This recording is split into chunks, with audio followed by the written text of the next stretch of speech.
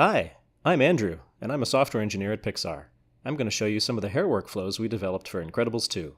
Someone's calling! Switching over!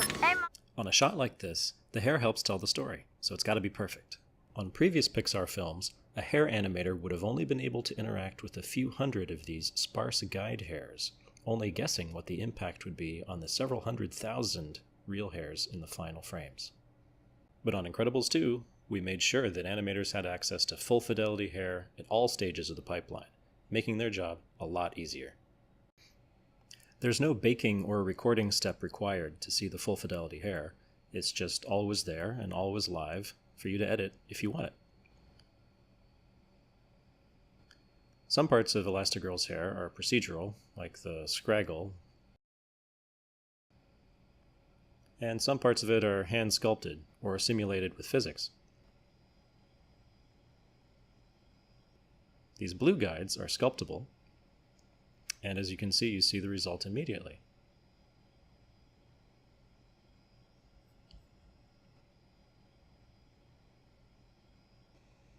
Here's an older, cuddlier version of the raccoon that fights Jack Jack.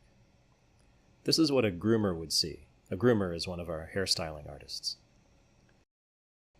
Every single hair that would be in a final frame is visible here. All this hair is generated live in Presto as a result of running a stack of hair operators that's visible on the left there. That stack of operators is responsible for the scruffy look on what would otherwise be a smooth coat of hair. Let me just toggle those on and off to show you what I mean.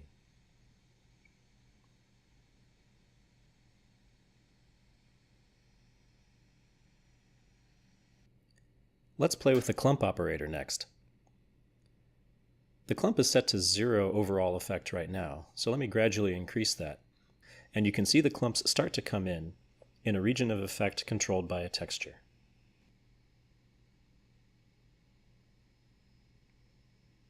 I can also control the profile, the shape of each clump, with this spline parameter here. A lot of the operators have parameters like this, some numbers or some splines or some textures. Keeping them simple means that they're very efficient and can be fast enough to run on all the hairs on the entire character interactively.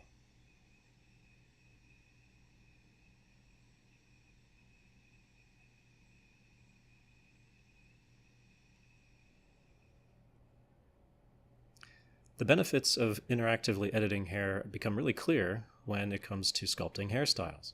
Here, I'm trying to edit Violet's hairline a little bit, and as I do so, I'm accidentally introducing a little sparse patch that you can kind of see her scalp through, and that's obviously not what I want. But in the old system, I would have had to wait for a render to come back before even knowing that I'd made this mistake. Here, I've added a scraggle operator to the end of Void's operator stack. And as I turn it up, the effect is not just interactive, I would call that real time. And it is so fast because I added it to the end of the stack. And Presto knows that anytime I edit any parameter of an operator, it only needs to rerun that operator and any operators that came after it.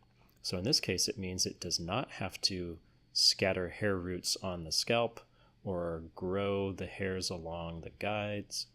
All it has to do is take the clean hair, apply the scraggle, and that's it.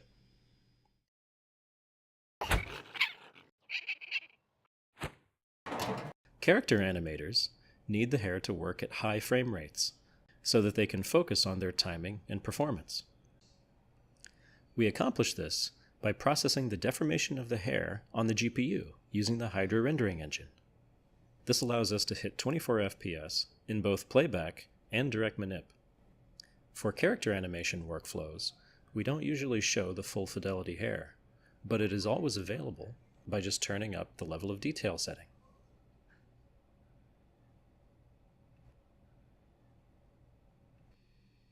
If you'd like to see more demos and get a lot of technical explanation, come to see our talk at SIGGRAPH 2018.